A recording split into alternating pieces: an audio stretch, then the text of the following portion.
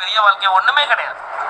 எவ்வளவு பெரிய கோடீஸ்வரனா இருக்கீங்களே, நம்மளை தூக்கிட்டு போறதுக்கு ஒரு 4 நல்ல மனிதர்களை சம்பாதிக்கல அப்படின்னா அந்த உலகத்துல வாழ்ந்து ஒண்ணுமே பயன் கிடையாது.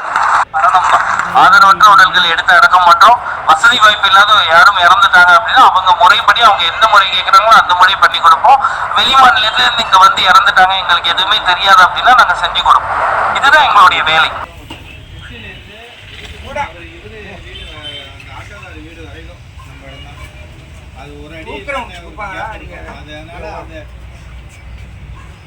இந்த செட்டுல கொட்டியிருப்பாரு. ஆமா, செட்டுக்கு பக்கத்துல கொட்டியிருப்பாரு. அவரு இவரு பாயோட அது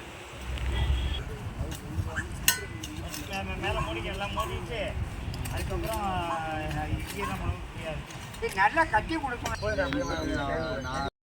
ஜென்மம் நிறைந்தது சென்றவர் வாழ்க, சிந்தை கலங்கிட வந்தவர் வாழ்க, நீரில் மிதந்திடும் கண்களும் காய்க, நிம்மதி நிம்மதி யோவிடம் சூழ்க.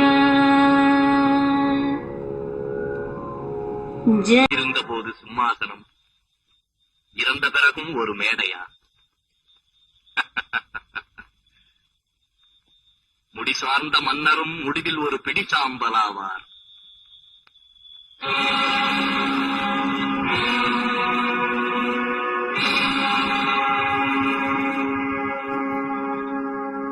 வாழ்வு சதமென்று ஆசை கயிற்றில் ஆடிய பம்பரமே, இதோ உன் ஆட்டம் ஓய்ந்து விட்டது பார். நின் கணவன் புது பதுமை வைத்து விளையாடப் போகிறான்.